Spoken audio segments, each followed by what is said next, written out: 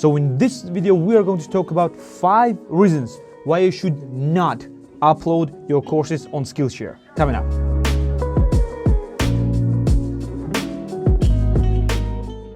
Hello there, my name is Nick Nixon, and on this channel I help you, a content creator, to monetize your content online or just make a living or maybe a side income from online sources. And if you want to know more about online income, just please consider subscribing and don't forget to drop a like. So in this video, we're going to talk about Skillshare and why you should not upload your courses on Skillshare. By the way, this is the part 2 of the Skillshare's reasons why you should or should not upload on Skillshare, and we did a video this video where I am talking about why you should upload on Skillshare. So this is more like a negative side of the Skillshare online instructor thing, and because I think that it's worth it to know what are the downsides of being a instructor on Skillshare. And about websites, you can check the other video. So without further ado, let's get it started. So number 1 reason why you should not upload your courses on Skillshare is lack of uploading options.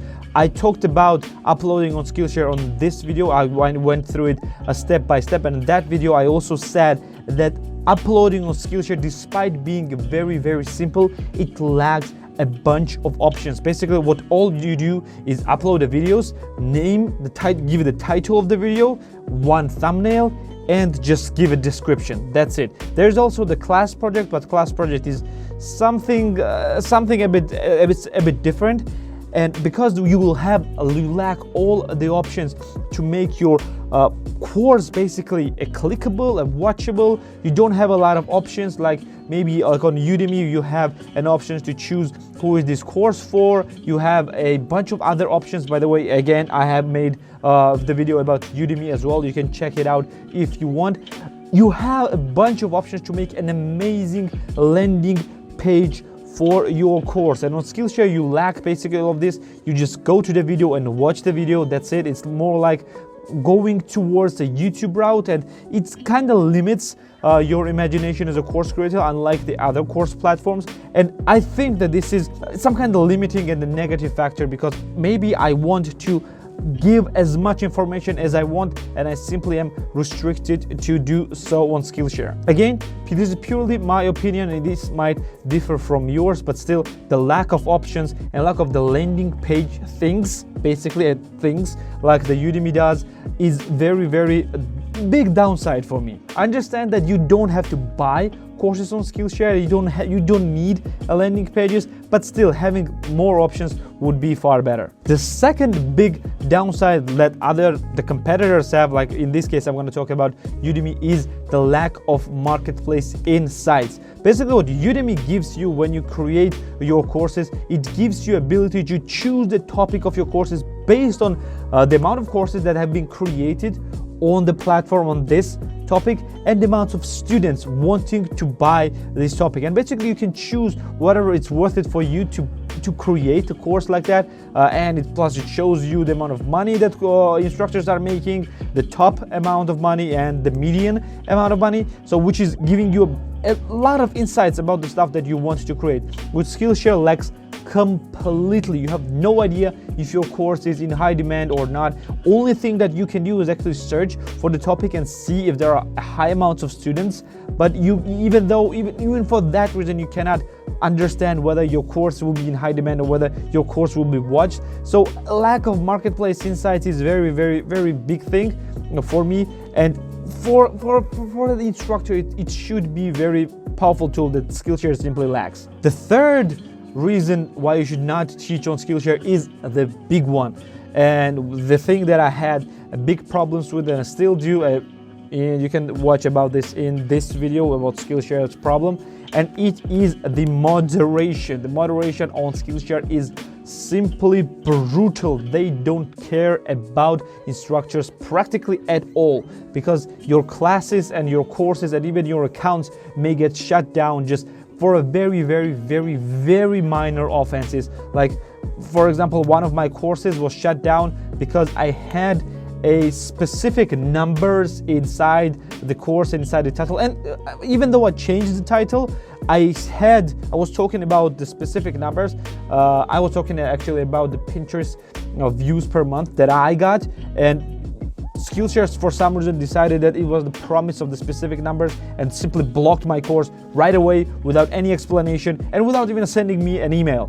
After a few months of the limbo, they were finally able to unlock my course, but then they locked my another course. And like it's never-ending cycle for really small regions. Your courses are getting blocked and with no option to fixing. Basically, you have, unless you have some really good moderator that understands what's happening with you, there's practically zero options to unlock your closed courses or your closed account. So this is very big thing that Skillshare simply needs to fix. And for that reason, I haven't uploaded courses on Skillshare for a few months now, even though I have a lot of courses and they're doing pretty fine. The older ones, I haven't uploaded a new Skillshare courses because I have a strike. They issued a strike because I was talking about some stuff that I shouldn't have to talk about. Again, you can listen all about all this in the video that I talked about. And I'm just waiting for strike to go away. I don't even know if it goes away because they are just not showing you if it's there or if it's not there. It's simply just a big mess. And the Skillshare's moderation is probably one of the biggest reasons why you should not teach on Skillshare. The next is kind of like an upside as well, because I talked about this as an upside, but this is as well downside as well, because it's like having a big salary, but you have no idea whether it will be how big it will be every single month. You see, Skillshare's algorithm is not paying you the same amount of money per minute watched every single month, or even every single day per student. I don't know how it works. I don't know how they do, but you are getting from 5 to 10 cents per minute watched on average on Skillshare, and you have no idea how much you are getting paid for your course. You can estimate, of course, by counting from around 5, multiplying your minutes watched on the 5 cents and then 10 cents, and you will have something in the median. But the range may be way too big, and you just have no idea which amount of money you're gonna get for the next month. Only thing that you're sure that you are gonna get is the referral commissions, because you're gonna get $10 per each individual referred to the Skillshare.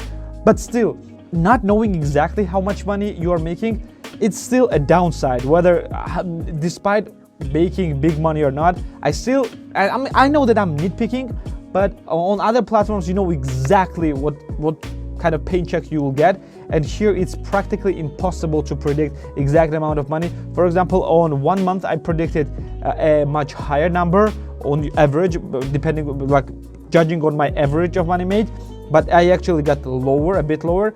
And on other month that I predicted again the same number that I predicted the previous month before, I got much higher than that. So you will never understand, you will never realize what type of money you will get until you will get this notification from PayPal that this amount of money you have got from Skillshare. So it's a bit of a downside for me. And last but not least is the big one, because this was a big problem for me as well when I started uploading on Skillshare, and it is the limit of the course uploading. Basically, you're limited with only 1 course per week. I understand that Skillshare does not want you to spam the platform with a lot of courses, but they don't do anything to enforce this. Anything. They literally do nothing to enforce this. Meaning that if you go to the Skillshare and if you upload 1 course and immediately upload the second course, they will not tell anything to you. Your second course will get uploaded and will get through without any problem. But a few days later, or maybe a few hours later, you're gonna get notification that, oh, you violated our guidelines, and both of your courses will get blocked. And this is how their moderation works. Again, it's tied to the moderation. I love Skillshare. I just cannot say that I hate it. I love Skillshare. Skillshare is an amazing platform, especially for the students. But how they treat their instructors is really bad. And let's just talk about, like, wrap everything up with this one. There's 5 reasons. Like, some of them are just nitpicking, to be fair, because Skillshare is really good platform. I still think that the positives far more outweigh the negatives, and just you should teach on Skillshare overall. But the moderation problem on Skillshare is real and it is big. And the things that are happening to the instructors, if you just Google it or go on YouTube, the things that are happening on instructors are far worse things that have happened to me. And this neglect towards the instructors are very, very big. I know that I know that Skillshare is paying a bunch of money to different YouTubers to get them on their platform, but these big instructors, big YouTubers are not the bulk, are not every instructor. The small instructors like us, we are also worth something, I guess, because we also generate quite a lot of watch time for them, and because of that we generate quite a lot of revenue for them. And neglecting us like that, just not giving a chance to fix something when something is wrong, plus the explanations of this stuff is very, very bad in this Skillshare. I should have added probably as number 6, but okay, like moderation is moderation. The explanation of the guidelines and of the rules are pretty bad, pretty bad. So if you're doing this, then you should be very thorough with your explanation. If you're banning someone for something, you should be very, very thorough, and you should not ban one person and not ban another person for the same reason. So yeah, this was it. The last thing is, again, came out like a rant from me, because yeah, I'm still angry with the Skillshare, man. I'm still angry with the Skillshare, despite me loving the platform a lot. I'm still angry with them. So this was it for today. This was 5 reasons why you should not teach on Skillshare, but still, I think that you should teach on Skillshare. This was it for today. Thank you for being here with me and listening to me mumbling. And like the video if you liked it, subscribe if you want more videos like this one, and I'm gonna see you in the next video. See ya.